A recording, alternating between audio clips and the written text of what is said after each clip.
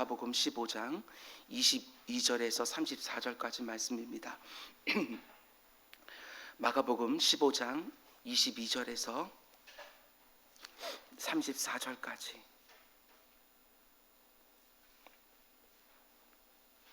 우리 그 가운데 우리 33절과 34절만 우리 한 목소리로 함께 읽겠습니다. 시작. 제6시가 되매 온 땅에 어둠이 임하여 제9시까지 계속되더니 제9시에 예수께서 크게 소리를 지르시되 엘리 엘리 라마 사박다니 하시니 이를 번역하면 나의 하나님 나의 하나님 어찌하여 나를 버리셨나이까 하는 뜻이라. 아멘. 아멘. 오늘은 고난주간 5번째 새벽으로 성금요일 아침입니다. 오늘 말씀의 제목은 나의 하나님 나의 하나님 어찌하여 나를 버리시나이까, 이런 제목으로 말씀 전하도록 하겠습니다. 예수 그리스도의 십자가는 기독교 신앙의 시작일 뿐만 아니라 기독교 신앙의 전부라고 할 수 있습니다. 우린 단 한 사람의 예외도 없이 십자가의 은혜로 구원받아 성도가 되었고, 이 땅의 성도들의 삶은 자기 십자가를 지고 그리스도의 십자가를 증거하는 삶이기 때문에 그렇습니다. 십자가 안에 우리 죄인들을 향한 하나님의 수많은 메시지들이 담겨 있지만, 그 메시지들에 다가갈 수 있는 많은 방식들 중에 하나가 십자가에 달리신 우리 주님이 하신 마지막 7가지 말씀들, 가상칠언의 의미를 깊이 숙고하는 것이라고 생각을 했습니다. 보통의 사람들도 임박한 죽음, 결정된 죽음을 앞두고 하는 말들에는 그의 인생의 많은 말들 가운데 가장 진실하고 핵심적인 의미가 담기기 마련입니다. 그런데 우리 예수님의 죽음은 하나님의 아들의 죽음입니다. 말이 되질 않지요. 하나님이 죽으시다니요. 인간의 육신을 입은 성자 하나님이 죽기 직전에 남기신 7마디의 말씀입니다. 당연히 각별한 의미와 중요성이 담겨 있을 수밖에 없을 것입니다. 성금요일의 새벽에 우리 주님의 가상칠언을 하나하나 묵상하면서 오늘 하루 그 말씀 하나하나가 우리의 심령을 일깨우는 은혜로 주어지기를 주님으로 축원을 드립니다. 십자가 위에서 우리 주님이 말씀하신 제1언은 아버지 저들을 사하여 주옵소서 자기들이 하는 일을 알지 못함이니이다 라는 말씀이었습니다. 아버지 저들을 사하여 주옵소서 자기들이 하는 일을 알지 못함이니이다. 십자가는 그 당시 우리가 잘 아는 것처럼 가장 혐오스러운 사형의 방법이었습니다. 그러니까 예수님은 상상하기 어려운 고통을 당하는 바로 그 순간에 상상하기 어려운 용서의 기도를 드리신 것입니다. 아버지 저들을 사하여 주옵소서 자기들이 하는 일을 알지 못함이니이다. 저들이 악해서 나에게 이러는 것이 아니라 몰라서 무지해서 이러는 것이니 용서해달라고 하나님 아버지께 기도를 드린 것이지요. 그런데 주님의 이 말씀이 오늘 우리에게 어떤 의미가 있느냐? 베드로 사도는 예수님의 십자가를 묵상하며 이렇게 기록합니다. 베드로전서 2장 말씀 보면 이를 위하여 너희가 부르심을 받았으니 그리스도도 너희를 위하여 고난을 받으사 너희에게 본을 끼쳐 그 자취를 따라오게 하려 하셨느니라. 예수님의 십자가를 가리켜 우리의 본이라고 말합니다. 주님께서 자신이 십자가 위에서 보인 모습을 우리도 이 땅에서 보여주면서 살라고 우리를 구원으로 불렀다는 것입니다. 우리는 십자가의 증인으로 우리는 부름을 받은 것이지요. 그런데 주님이 십자가 위에서 보여주신 우리가 따라가야 되는 본은 어떤 모습이라고 말을 하느냐? 22절 그는 죄를 범하지 아니하고 그 입에 거짓도 없으며 욕을 당하시되 맞대어 욕하지 아니하시고. 우리가 이 말씀 잘 묵상해야 됩니다. 저나 여러분이나 여기에 참 부끄러울 때가 많습니다. 너무 쉽게 당한 만큼 되돌려주고 싶어하는 마음이 우리 안에 여전히 있는 것이지요. 고난을 당하지만 위협하지 않으시고 오직 공의로 심판하는 이에게 하나님께 부탁하시며 친히 나무에 달려 그 몸으로 우리의 죄를 담당하셨으니 이는 우리로 죄에 대하여 죽고 의에 대하여 살게 하려 하심이라. 그가 채찍에 맞음으로 너희는 나음을 얻었나니 너희가 전에는 양과 같이 길을 잃었더니 이제는 너희 영혼의 목자와 감독 되신 이에게 돌아왔느니라. 참 귀한 말씀입니다. 단어 하나하나, 표현 하나하나 곱씹어 묵상할 만큼 너무나도 감사하고 은혜가 되는 말씀이지요. 우리가 죄에 대해서 죽고 의에 대해서 살게 되어진 것, 예수 그리스도의 십자가 공로라고 우리에게 분명히 말씀해 주십니다. 그리고 너희도 주님의 그 자취를 따라 살아가라고 그렇게 말씀하는 것이지요. 이를 위하여 너희가 부르심을 받았으니. 주님이 십자가에 의해서 드린 용서의 기도는 모든 성도들과 저와 여러분에게 본으로 주어진 것입니다. 이 본을 따라서 가장 먼저 스데반 집사 역시 주여 이 죄를 저들에게 되돌리지 마옵소서라고 말하면서 돌에 맞아 순교했습니다. 한 청년이 스펄전 목사님께 이렇게 물었다고 합니다. 목사님, 스데반 집사가 돌에 맞아 죽을 때에 하나님은 도대체 무엇을 하고 계셨습니까? 그러자 스펄전 목사님이 이렇게 대답했다고 합니다. 스데반 집사에게 그들을 용서할 수 있는 능력을 주셨다네. 이렇게 말을 했다고 합니다. 자기에게 돌을 던지는 사람, 해코지하고 죽이려는 사람을 용서한다? 우리가 수없이 경험하는 것처럼 절대로 내 의지와 내 능력으로 되는 것은 아닙니다. 용서할 수 있는 능력, 이게 얼마나 강력한 능력인가 생각하게 되어집니다. 다른 방법 없습니다. 십자가 앞에 나아가 오직 우리가 하나님의 능력을 구하며 기도할 때 내 안에 있는 미움과 증오와 복수심이 불길 같은 그 모든 것들이 가라앉게 되는 것이며, 예수 그리스도의 본을 바라보며 우리가 기도할 때 누구라도 용서할 수 있는 능력을 얻게 되는 것이지요. 성금요일 새벽에 만약 내가 용서할 수 없는 나를 찌르는 나의 로마 군병이 있다면 바로 그 사람을 위해서 용서의 기도를 해야 되지 않겠습니까? 우리가 용서받았다고 한다면 우리 역시도 용서하며 살아야 되지 않겠습니까? 제2여는 내가 진실로 내게 이르노니 오늘 네가 나와 함께 낙원에 있으리라 라는 이 말씀입니다. 이 말씀은 자신의 옆에 달려 죽어가는 한 강도에게 하신 말씀이지요. 그런데 이 부분이 굉장히 특별하게 다가왔습니다. 예수님은 네가 나와 함께 낙원에 있을 거라고 말씀하셨지만 정작 그 낙원에 대해서는 한마디도 하지 않으셨다는 사실입니다. 저는 이런 의미가 아닐까 묵상했습니다. 네가 나와 함께 낙원에 있으리라. 낙원은 어떤 곳이냐? 예수님과 함께 있는 곳. 그게 바로 낙원이지요. 그거면 낙원이 됩니다. 그걸로 충분하지요. 내 사랑하는 주님과 영원토록 함께 있을 수 있는 곳, 그것이 바로 낙원이 아니고 또 무엇이겠습니까? 우리가 찬송으로 고백하는 것처럼 주 예수와 동행하니 그 어디나 하늘나라. 아무리 금보화로 치장되어 있는 곳이라도 주님이 그곳에 안 계시면 거기가 바로 지옥일 것이고, 아무리 초라해 보이는 곳이라도 우리 주님 거기 계시면 거기가 바로 낙원이 되는 것입니다. 그런가 하면 말씀을 준비하면서 이 부분에서 이런 궁금함도 있었습니다. 우리가 아는 것처럼 십자가 위에서 예수님은 이 강도보다 먼저 죽으셨습니다. 회심한 강도는 예수님의 죽음을 목격한 후에 자신의 죽음을 기다렸을 것입니다. 그러면 이런 질문을 드려봅니다. 그 강도는 낙원에 가기 전까지 도대체 그 십자가에 달려 죽으신 예수 그리스도 옆에서 무슨 생각을 했을까? 저는 모르긴 몰라도 두 눈에 흐르는 눈물 속에 복받치는 두 가지 감정이 있었을 거라고 묵상을 했습니다. 하나는 자기 같은 못된 죄인이 낙원에 갈 수 있다는 것이 너무나 감격스러웠을 것입니다. 저 귀한 주님과 같은 곳에 영원히 머문다는 것, 이것이 얼마나 그에게 감격스러웠을까. 인생을 돌아보게 되어지면 아무것도 한 것이 없는데, 못된 짓밖에 한 것이 없는데, 다른 사람들 힘들게 한 것밖에 없는데 저 귀한 주님과 함께 영원히 낙원에 머문다는 그 사실이 너무나도 감격스러웠을 것입니다. 그런가 하면 또 하나는 짙은 아쉬움이 있지 않았을까, 또 이런 묵상도 해보게 되었습니다.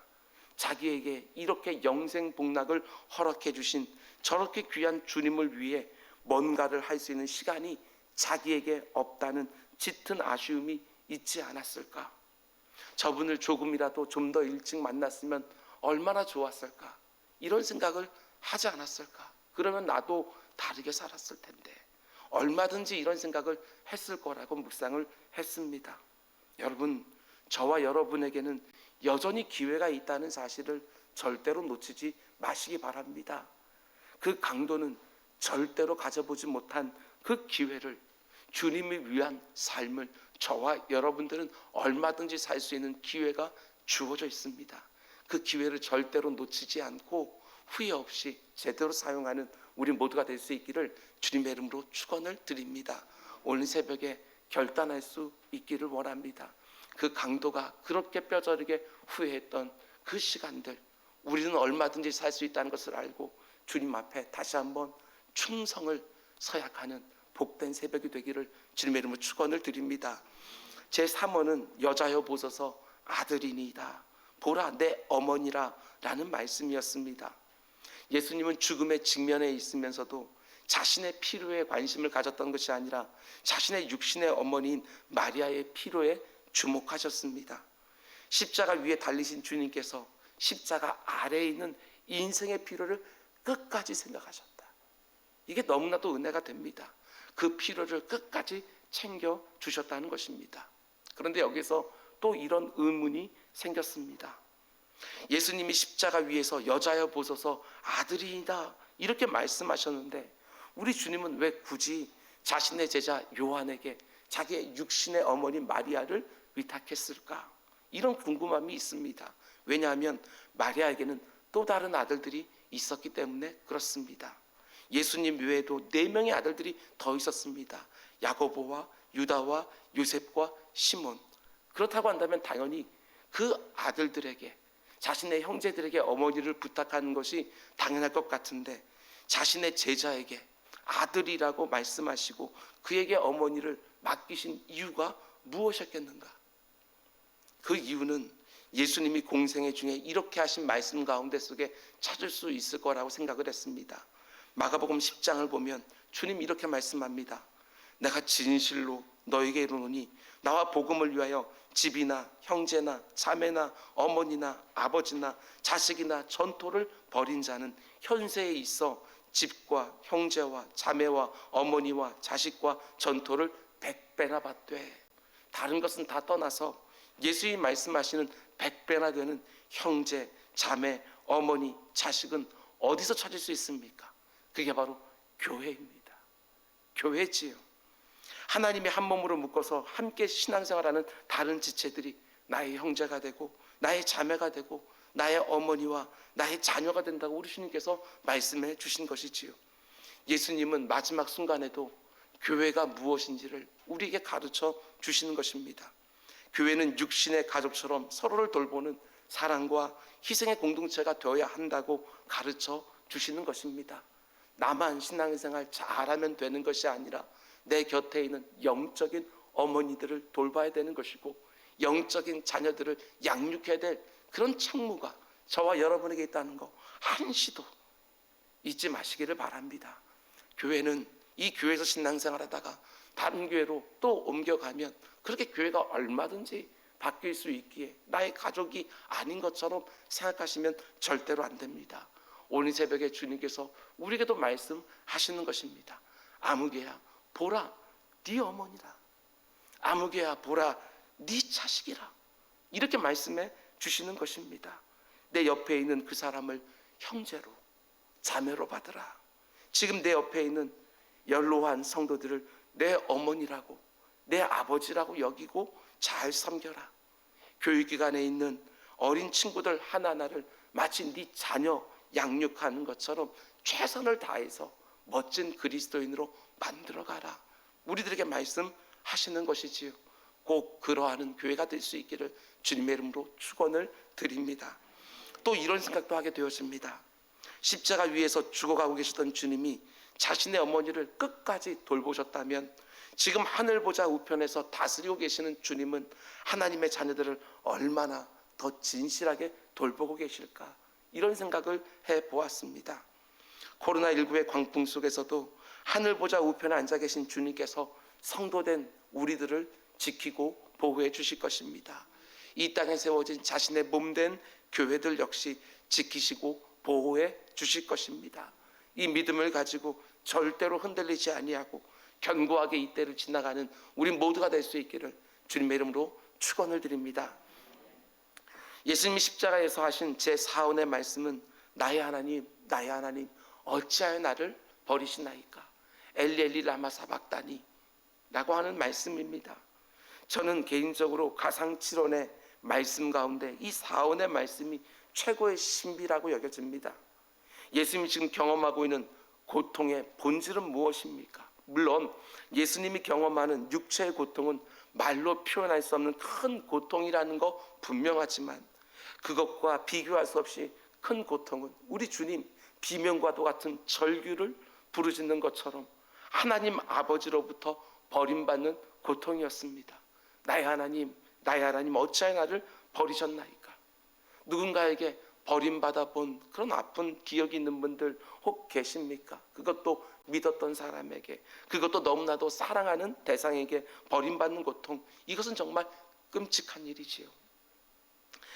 아버지 하나님으로부터 버림받는 고통이 예수님께는 도저히 감당할 수 없는 극한 고통이었지만 여기서 우리가 놓치지 말아야 되는 점이 있습니다. 그게 뭐냐면 저는 이게 참 은혜가 됩니다. 이렇게 하나님으로부터 모든 죄인들을 대표하여 그 안에 모든 인류의 죄가 다 있기에 죄를 미워하신 하나님, 죄를 심판하실 수밖에 없는 그 공의의 하나님 아버지로부터 버림받고 있는 그 주님께서 하나님을 아버지라고 부르지 못하고 그저 하나님이라고만 부르는데 그 앞에 붙어있는 수식어가 너무나도 은혜가 됩니다. 그 상황 가운데 속에서도 나의 하나님 나의 하나님 이렇게 부르고 있다는 것이 가슴 저 깊은 곳에서부터 울컥울컥하게 되어지는 그런 감격이 있습니다. 내가 원하는 대로 모든 것이 잘 이루어져야지만 하나님이 나의 왕이 되어주시고 나의 주가 되어주는 것이 아니고 내가 원하는 것과 전혀 다른 상황에 내가 비록 있다 할지라도 내가 도저히 감당할 수 없는 큰 아픔과 상실과 실패 가운데 있다 할지라도 하나님은 여전히 나의 하나님이고 예수님은 여전히 나의 주라고 고백하는 것이 정말 참된 믿음이 아닐까 생각을 했습니다. 환난 중에도 주 나의 왕 잊지 마십시오. 우리 주님은 언제나 나의 왕이 되시고 나의 주가 되시는 것이지요. 뿐만 아니라 예수님의 나의 하나님 어찌하여 나를 버리시나이까 라는 이 비명에 가까운 절규, 이 절규가 얼마나 많은 성도들을 위로하고 일으키고 또 앞으로 나아가게 했는지 모릅니다. 주님이 이런 극심한 고통을 십자가 위에서 겪으셨다는 것은 그 어느 누구도 주님은 제가 지금 겪고 있는 고통이 얼마나 큰지 모르실 겁니다. 이렇게 말할 수 없다는 것입니다. 저 같은 목사에게는 얼마든지 말할 수 있습니다.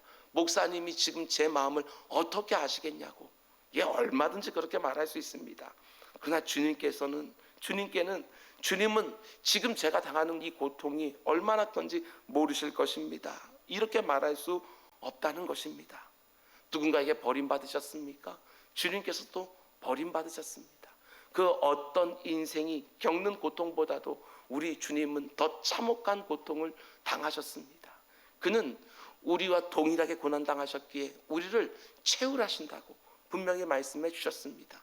그리고 잊지 마십시오. 주님은 그렇게 똑같이 고난을 당하셨음에도 불구하고 죄는 없으시다. 히브리 기자가 분명히 말하고 있다는 사실입니다. 예수님이 이런 극심한 고통을 감당하시면서 결국 이뤄내신 것이 무엇입니까? 십자가 위에서 우리 주님 버림받으심으로 당연히 버림받아야 되는 저와 여러분이 하나님 아버지께 받아들여졌다는 사실, 여러분 이걸 절대로 잊으시면 안 됩니다. 하나님과 원수된 우리 죄인들이 예수님이 버림받고 우리가 하나님 앞에 받아들여짐 받았다는 것, 이 사실을 절대로 잊으면 안 되는 것이지요. 단지 머리로 주님의 고통을 묵상하고 그냥 지나치면 절대로 안 됩니다. 십자가 위에서 우리 주님이 이와 같은 고통을 당하셨다는 그 모든 것들이 저와 여러분의 죄 때문이라고 진짜 고백하고 있다고 한다면 주님께 이런 고통을 갖다 드린 나의 죄 혐오해야 될 것이고 이런 죄들 더 이상 짓지 않기 위하여 하나님의 몸부림치는 것은 너무나도 마땅한 모습이 아닐까, 이런 생각을 해보게 되었습니다. 우리 주님 얼마나 아프셨을까? 여기서 끝나면 절대로 안 됩니다. 왜 우리 주님은 아프게 했는지, 나의 죄 때문이구나, 이걸 생각하면서 더 이상 동일한 죄를 짓지 않기 위하여 하나님 앞에 나아가 은혜를 구하는 우리 모두가 되기를 주님의 이름으로 축원을 드립니다. 제 5호는 내가 목마르다 라는 말씀입니다. 내가 목마르다. 복음서를 보면 예수님은 자신의 목마름을 조금이나마 해결할 수 있는 기회가 있었습니다.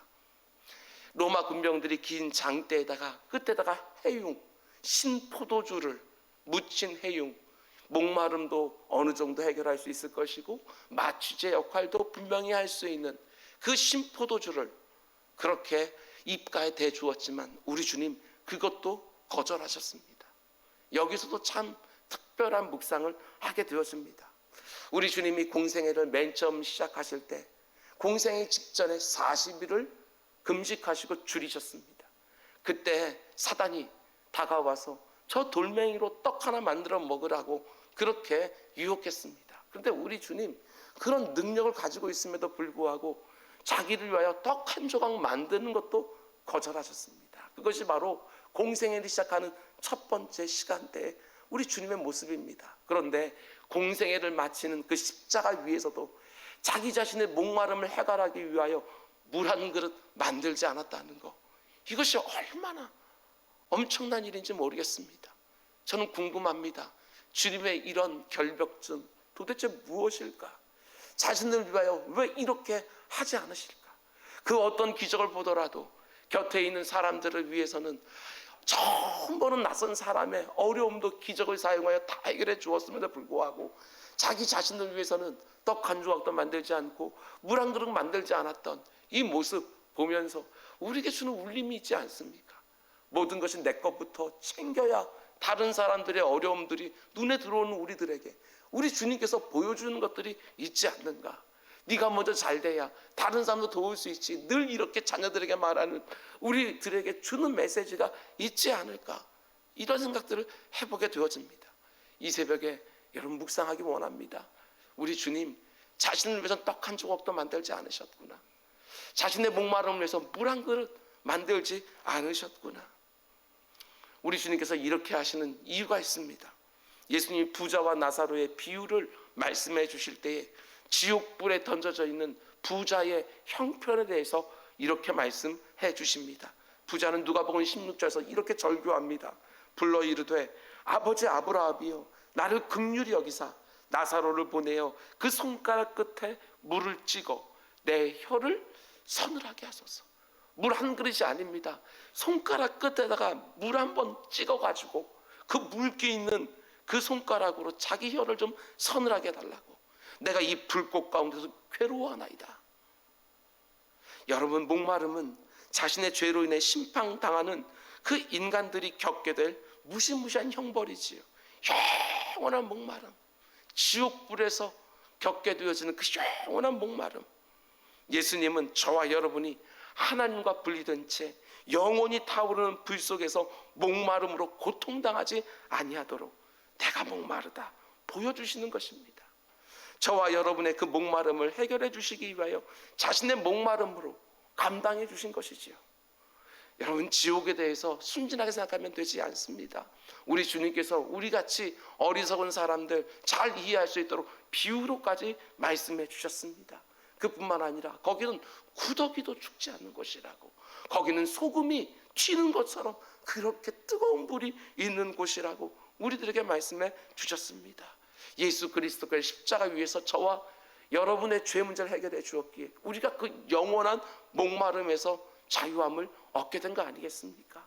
뿐만 아니라 목마름에 자유될 뿐만 아니라 우리 주님 또 이렇게 말씀하십니다. 계시록 7장 16절 17절 말씀 보면 부활하신 주님은 사도 요한을 통하여 우리에게 이런 말씀을 줍니다.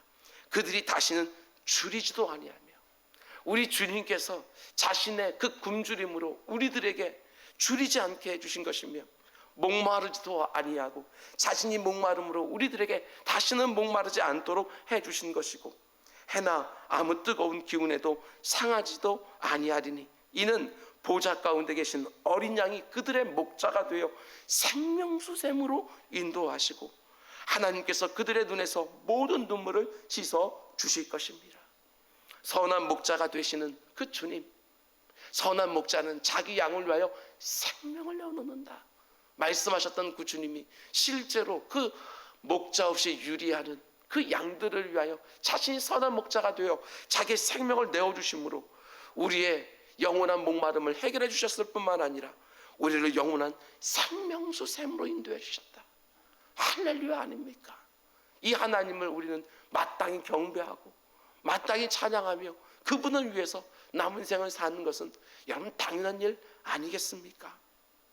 예수님의 제5원 내가 목마르다 라는 말씀 앞에서 우리 역시도 좀 다른 목마름을 좀 고백할 수 있었으면 좋겠습니다. 오늘 새벽에 정말 고백할 수 있었으면 좋겠습니다. 주님을 더 알기 위한 목마름, 이제는 우리가 이걸 가져야 되지 않겠습니까? 주님과 더 함께하고 싶은 그 목마름, 이 목마름을 더 느끼며 살아야지요. 17세기의 사무엘 로더포드 목사님은 이런 말을 했습니다. 나는 내 주님을 갈망하며 그것이 나의 기쁨입니다. 주님을 갈망하는 것이 곧 천국이기 때문에 그렇습니다. 여러분 잘 보셔야 됩니다. 천국은 모든 것이 다 이루어진 것이 아니라 주님을 갈망하기만 해더라도 그 가운데 천국을 경험한다, 이렇게 말하고 있는 것이지요. 우리가 부르는 찬송가 가사처럼 주님을 생각만 해도 내 마음이 이렇게 좋거늘, 이것이 우리 가운데 있어야 되는 것 아니겠습니까? 이 말을 남긴 사무엘 로더포드 목사님을 기억하는 사람들은 후대에 그에 대하여 이렇게 별명을 붙여주었습니다. 잠잘 때도 꿈속에서도 그리스도를 갈망하는 사람. 예수님은 우리의 목마름을 해결해 주기 위하여 극한 목마름의 고통을 감당하셨지만 예수님의 그 목마름을 조금이라도 이해하는 성도들은 주님에 대한 목마름을 당연히 갖게 되어 있습니다. 사도 바울이 말하는 것처럼 모든 것을 배설물처럼 다 잃어버린다 할지라도 주님을 아는 지식이 가장 고상하다, 조금이라도 더 알고 싶어 했던 사도 바울의 그 마음처럼 그리스도를 아는 지식에 대한 목마름, 그래서 말씀 묵상하고 기도의 자리에 나가 그분과 교제하고 주님을 닮은 삶에 대한 목마름, 주님 더욱 닮기를 원하고 그리스도께서 찾으시던 잃어버린 영혼에 대한 목마름을 가지고 이 땅을 살아가는 우리 모두가 될 수 있기를 주님의 이름으로 축원을 드립니다. 제6원은 다 이루었다 라는 말씀입니다. 다 이루었다. 이것도 참 신비합니다. 온몸이 피투성이가 된 참혹한 상황에 있는 주님의 입에서 다 이루었다, 내가, 참 희한한 외침 아닙니까? 십자가의 주님 안에서 이루어진 것들이 무엇입니까? 예수 그리스도의 십자가 죽음으로 구약의 모든 예언과 약속과 예표가 다 이루어졌습니다. 우리 주님의 십자가 죽음으로 우리를 향한 하나님의 그 오래된 구원 역사가 다 이루어졌습니다. 예수 그리스도를 통하여 에덴 동산에서부터 있었던 악한 사단마귀의 그 집요한 공격이 이제 무력화되었습니다. 그러나 여기서 우리가 오해하지 말아야 될 점이 있습니다. 예수님의 다 이루었다라는 이 말씀이 끝이 났다라는 말은 절대로 아니라는 것입니다. 예수 그리스도의 재림 그때까지는 아직 끝이 나지 않았습니다.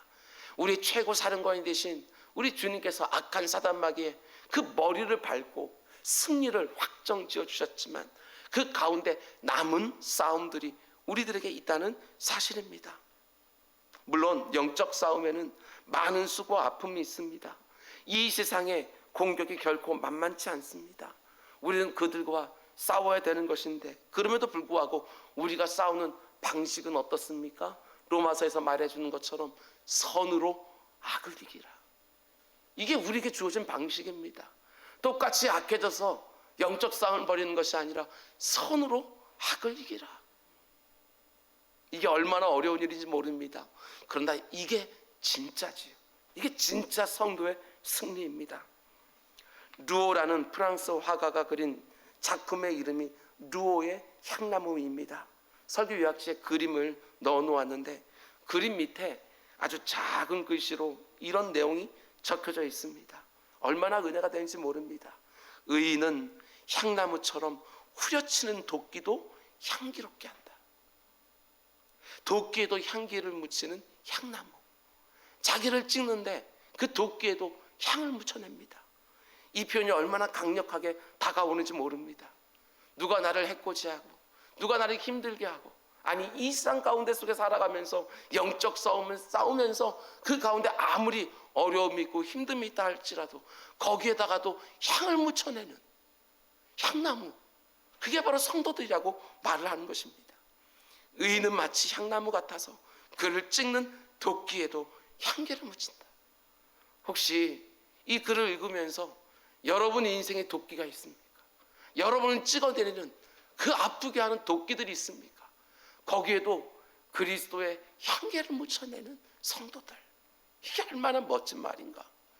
예수님이 십자가에서 다 이뤄놓은 일을 우리가 이어서 감당할 때, 우리에게 지어진 십자가를 지고 주님 뒤를 따라갈 때 참 많은 고통과 수고가 있는 것은 분명합니다. 그러나 나를 찍는 도끼에도 향기를 묻히는 향나무처럼 그 일을 감당하면서 내가 지금 있는 그곳을, 내 가정과 내 일터를, 그 관계를 그리스도의 향기로 가득 채워가는 우리 모두가 꼭 될 수 있기를 주님의 이름으로 축원을 드립니다. 여러분 때문에 이 세상에 예수 향기 더 그윽해지는 그 은혜, 하나님 나를 이런 일에 사용해 주옵소서. 그러면 이제 마지막 7원입니다. 아버지, 내 영혼을 아버지 손에 부탁하나이다. 아버지, 내 영혼을 아버지 손에 부탁하나이다. 이 말씀은 자신의 영혼뿐만 아니라 자기 안에 있는, 너희가 내 안에 있고 내가 너희 안에 있으면, 주님 안에 있는 갈라디아서 2장 20절이 말하는 것처럼 그리스도와 함께 십자가에 너희가 못 박혔나니, 자기의 영혼만 부탁한 것이 아니라 그 주님 안에 있는 저와 여러분, 우리 모두의 영혼도 하나님께 부탁을 드리는 그 기도였다는 사실들을 우리는 기억하셔야 됩니다. 동시에 나의 영혼을 부탁하나이다. 우리의 육신만이 아니라 우리의 영혼까지도, 우리의 정신까지도 하나님 아버지의 손에 부탁해야 된다는 사실들을 우리 주님께서 말씀해 주시는 것이지요. 언젠가 하나님이 정하신 때가 되어지면 우리 역시도 이 기도를 드리지 않겠습니까? 아버지, 내 영혼을 아버지 손에 부탁하나이다. 내 영혼을 아버지 손에 온전히 위탁해야 될 때가 여러분에게도 저에게도 다가옵니다. 그러나 그때만이 아니라 하루하루, 하나님 오늘 하루도 하나님 앞에 부탁드립니다. 오늘 하루도 이 엉터리가 세상에 나아가서 못된 죄인 그대로 그 모습 그대로 살지 않게 하시고, 오늘 하루도 주님의 손에 온전히 위탁드립니다 하고 하루를 또 출발하는 것이지요. 내 영혼을 아버지 손에 맡기는 사람은 그 어떤 인생의 어려움 속에서도 기쁨과 평안과 소망을 빼앗기지 않을 것입니다. 죽고 사는 문제만이 아니라 내 인생의 굵직굵직한 문제만이 아니라 오늘 해야 될 일상의 모든 것들을 놓고서도 하나님 이것도 부탁드립니다. 하나님 저것도 부탁드립니다. 최선을 다해서 다 준비했지만 하나님께서 그 모든 것들을 합력하게 해주셔야 이 모든 것들이 가능케 되는 줄 믿습니다 하고 기도하고 하루하루를 출발하는 것이지요. 우리 주님 오늘 오전 9시에 십자가에 못 박히셔서 오후 3시까지 6시간 동안 십자가에 달려 계십니다. 저와 여러분을 위하여 그 모든 것들을 다 감당하시고 다 이루었다 말씀하시고, 그리고 아버지께 손에 자기의 영혼을 위탁하시고 그렇게 주님 아버지 품에 잠드십니다. 부활절 그때까지 무덤에 계시겠지만 우리가 그 주님 묵상하면서 주님께서 우리에게 넘겨주신 그 사명의 바톤들 잘 감당하는 우리 모두가 되겠다고 다시 한번 결단하는 복된 새벽 성금요일 아침이 되기를 주님의 이름으로 축원드립니다. 기도하겠습니다.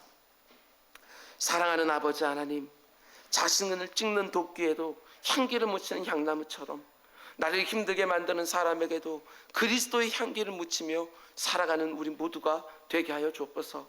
우리가 있는 곳이 아무리 영적으로 척박한 곳이라고 해도 거기에도 그리스도의 향기 묻히며 살아가는 모든 성도들 되게 하여 주옵소서. 예수 그리스도의 고난의 깊이를 우리가 더 알기를 원합니다.